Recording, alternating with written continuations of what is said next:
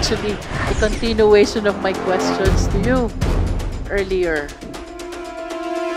Final na po ba yung dismissal ng mga police personnel? Or did they file any appeal to those cases which remains pending in the NAPOLCOM? This is not pending with the NAPOLCOM, Your Honor. This was dismissal through an IAS case. So I understand the concern of the chair. In fact, if I may give additional problems, those in active service have also multiple cases.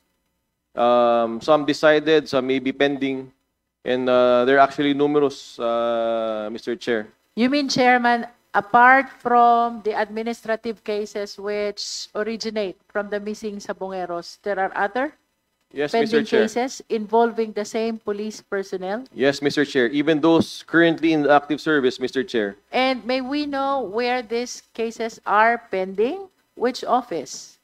Actually, if I may say, they're not actually pending. They were exonerated. Not with NAPOLCOM. Not with NAPOLCOM. How do you define exoneration? It is not even an acquittal. Pag sinabi mong exoneration, absolve from liability. Yes, But may I ask, was there ever a resolution whether they are administratively liable or not? If I may, and not to point to another office, Mr. Chair, maybe someone can assist me. The IAS is actually present.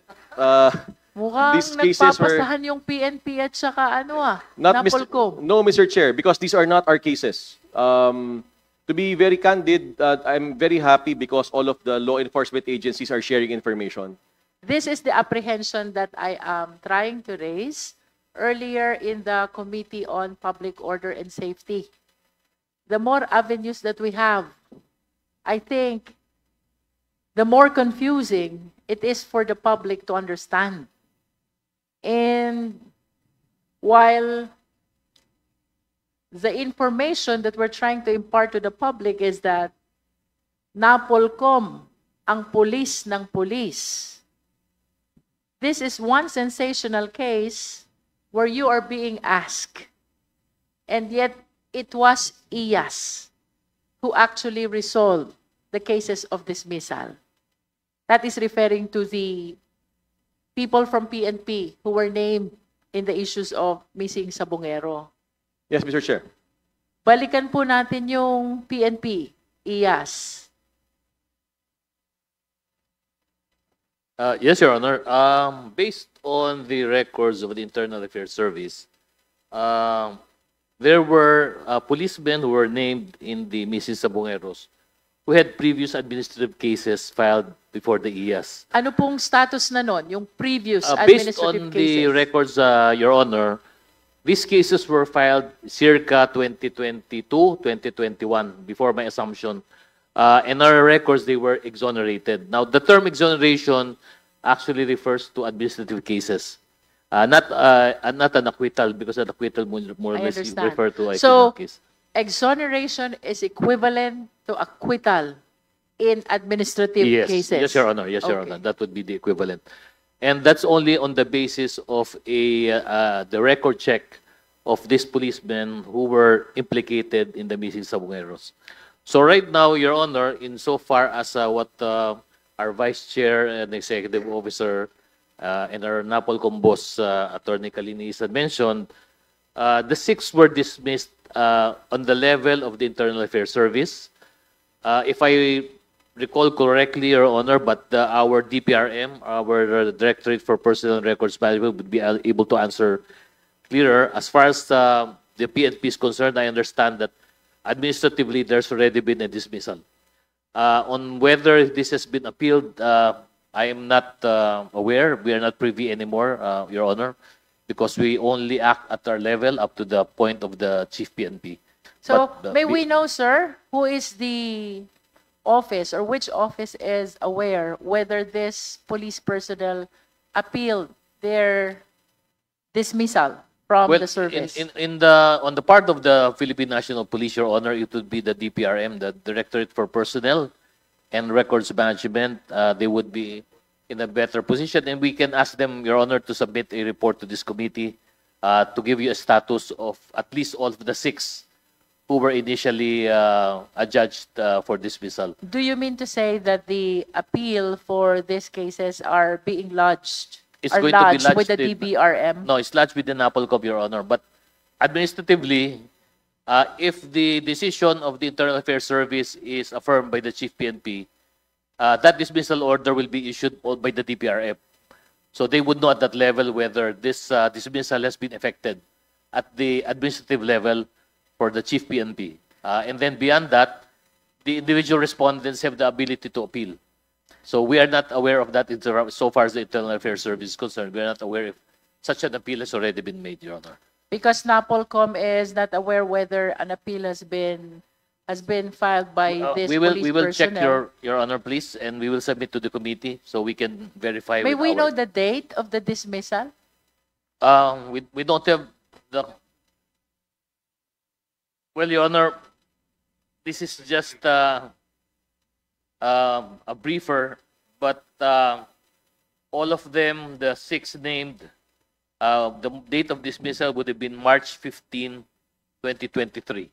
And may we know as well the prescriptive period for filing an appeal? Under the rules of NAPOLCOM, I think it's 15 days, Your Honor. 15 From- days is from- very from- short. Yes. Yes, Your Honor. So by March 30, the period to file an appeal should have lapsed already. Am I correct, sir? Yes, Your Honor, but we are not privy to the fact of an appeal because that's personal to the respondent, and they have to appeal to the NAPOLCOM, which is the appellate body. With Your Honor. regards to the other administrative cases pending before the IAS, may we know ilan po ba yung period provided for you to resolve? There are no pending cases before the ES, Your Honor. As I mentioned, all of those implicated insofar as they have previous administrative cases, all of them have been resolved circa 2022, 2023, Your Honor. So Where they all were of those, exonerated, as they you were have said. exonerated, as But mentioned under by... your rules, sir, under Yes. your rules, if somebody files a complaint against a police personnel with the IAS, Yes, Your Honor. may I know if there is certain period provided within which you're supposed to resolve?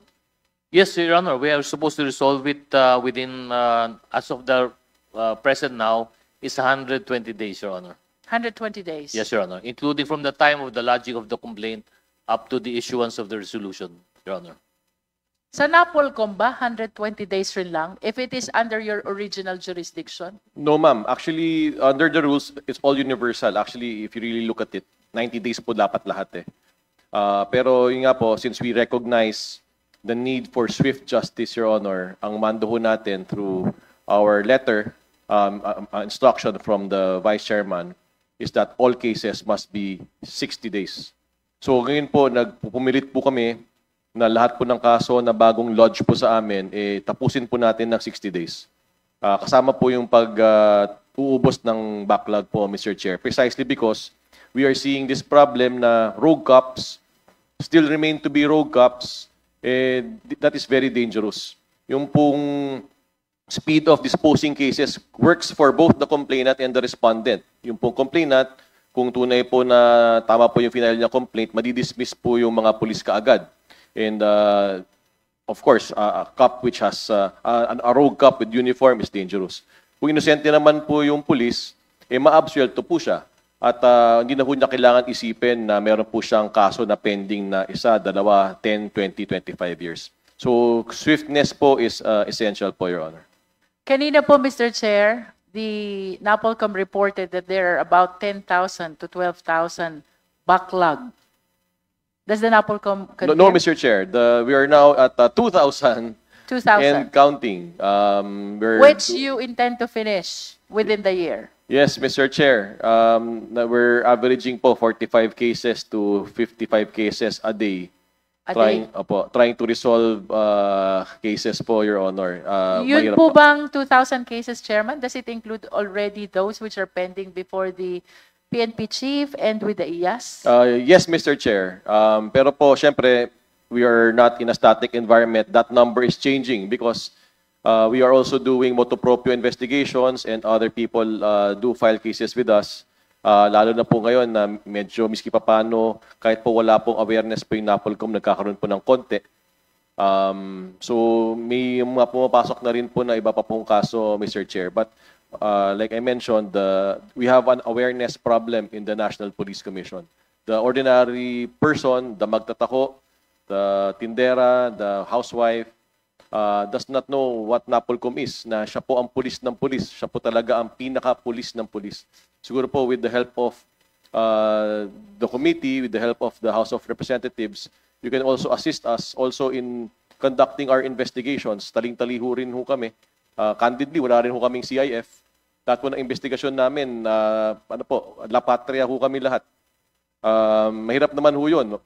May dangerous po na we have to accept that investigating uniformed people, medyo napakahirap po noon. We're just offering our bodies literally for the service of God and God. As for clarity, Chairman Kalinisan, out of 12, Yes, ma'am. which has pending cases with the NAPOLCOM in relation to the missing Sabongeros, tama po ba? Yes. Yes, May Mr. I Your Honor, Chair. know kung mayroon na pong na-dismiss, and if so, ilan po ang na-dismiss na? Wala pa po, ma'am. These are current see. cases with not yet 60 Alright. days have it lapsed, Your Honor. So it's clear now. Yes. Yung na-dismiss na unang 6, it has no relation at all with respect to the missing Sabongeros. And the 12 remaining, their cases are still pending with the NAPOLCOM. Yes, Your Honor. No one out of the 18 personnel named by Patidongan have been dismissed. None yet, Your Honor. None yet. Okay. So, would you like to continue first? I have a few questions. okay, The last question lang. Oh, Kanino we're may gonna go. sinasabi ka, Chairman Kalinisan? Grave misconduct and conduct unbecoming of a police officer. Sino pong tinutukoy nyo doon? Lahat po sila, ma'am. 12 po yun. For the Julie Patidongan complaint affidavit. But you are referring only to pending cases. The current case being heard with the NAPOLCOM related to the Sabong case. Yes. The So, yun yung kasong nakafile sa kanila. Grave misconduct and conduct unbecoming. But this administrative cases are not yet resolved. Yes, Your Honor. Okay, thank you. Baka makalimutan ko. If the dismissal of the 6 out of 18 personnel is not yet final, or even if they still have pending appeal, does the IAS or the NAPOLCOM still have jurisdiction over them? First, ma'am, the cases have been resolved and they are final. So wala na ho tayong pag-uusapan doon. But theoretically, assuming kunwari pending, kunwari lang po, meron pa pong tayong jurisdiction because there's a live I appeal. think you need to speak be of. clear. And what we must consider is the period for filing an appeal. Kung nag-lapse na ang period for filing an appeal, then that dismissal order becomes final. Final in na which po. case, both the IAS and the NAPOLCOM have no more jurisdiction. Correct, ma'am. Final na Thank po. So in this case, the 6 have already been dismissed with finality, Your Honor. No basis for administrative case. Criminal case only. Tama po, Your Honor. Thank you. To our resource person about the DNA, how long will the test take before we have the result? Actually po ma'am, ang process po natin, upon receipt of the sample, it will going to take 7 to 8 days bago po makapag-generate tayo ng So result. since when did you start the DNA testing? Of Started, 163 bones, according Opo. to you. started July 10, then naka-receive na po kami. Up to now po, nagkakaroon pa rin po kami ng examination, DNA examination. Yeah. But what did you say about the number of days? 7 to 8 days po yung You're supposed to process. have a result already? Yes ma'am, may result po na... How come it's August already? Ma'am, actually, yung August po ay hindi pa po lahat kumpleto. Yeah, Meron but pa po tayong... With regards to the 163 human bones, syempre examine nyo yan separately, di ba? You Yes. cannot examine them all together.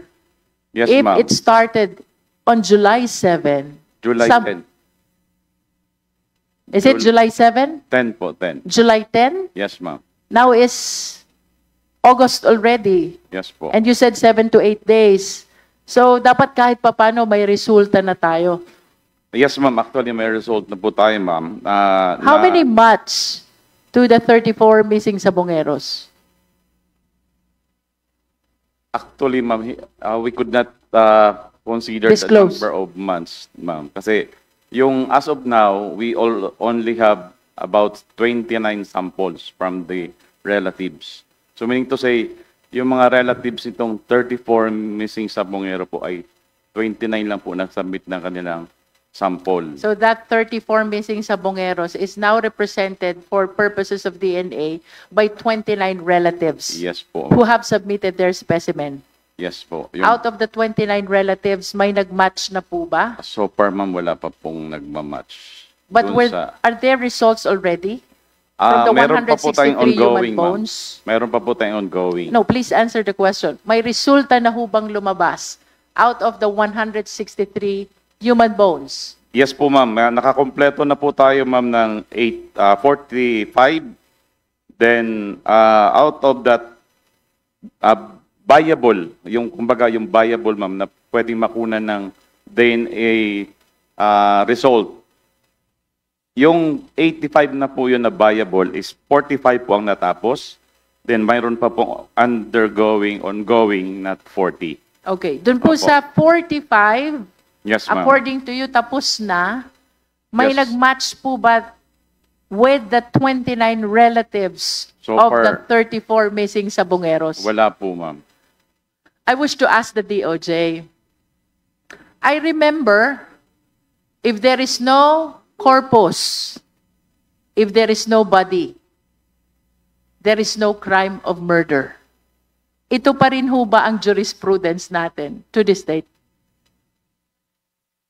Your Honor, may I allow the prosecutor Reyes to answer the question? Yes, please. Good afternoon, Your Honor. I am Prosecution Attorney John Harold Reyes.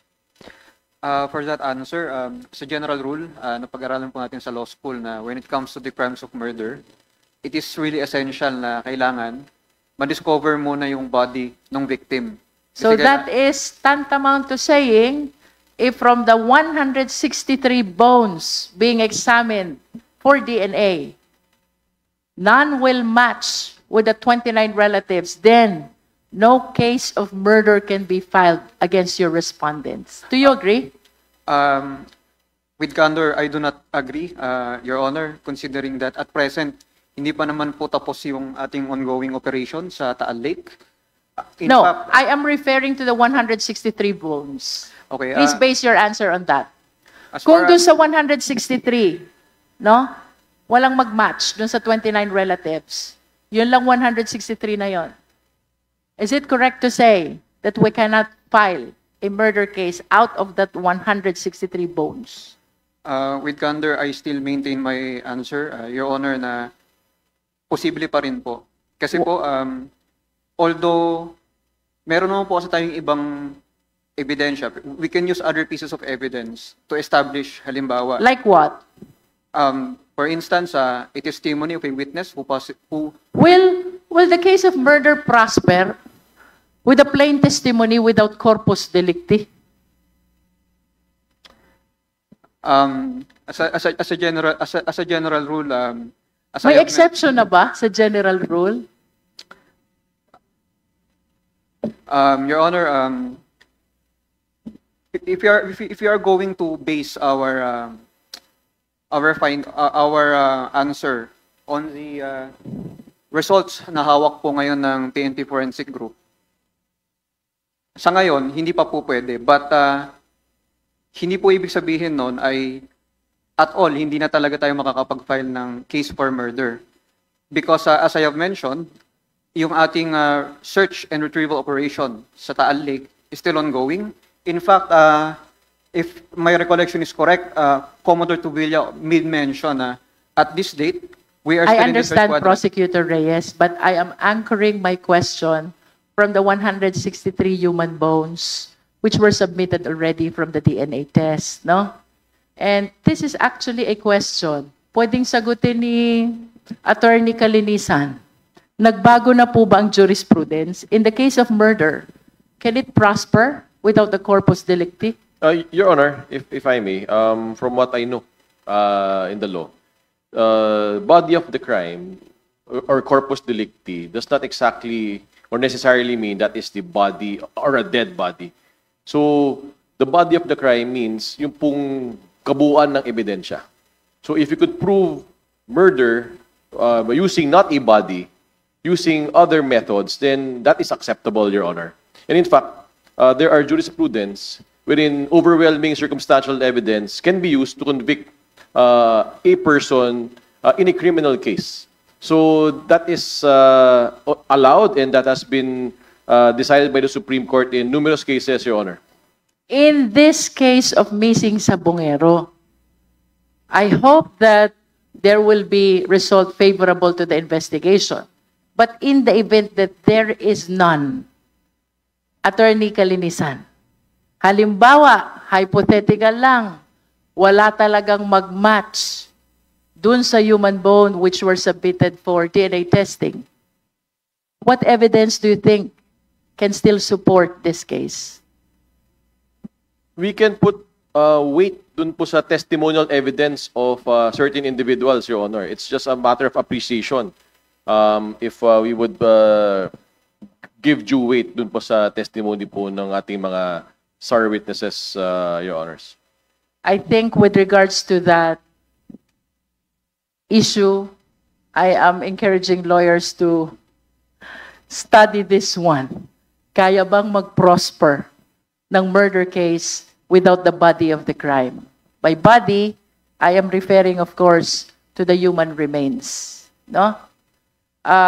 This is one case that the Philippine government is facing right now. Indeed, very sensational. But I do agree, this is a very challenging one. And I wish you all good luck. Sana you will be able to establish the required amount of evidence to be able to seek justice for the family of these victims. Thank you.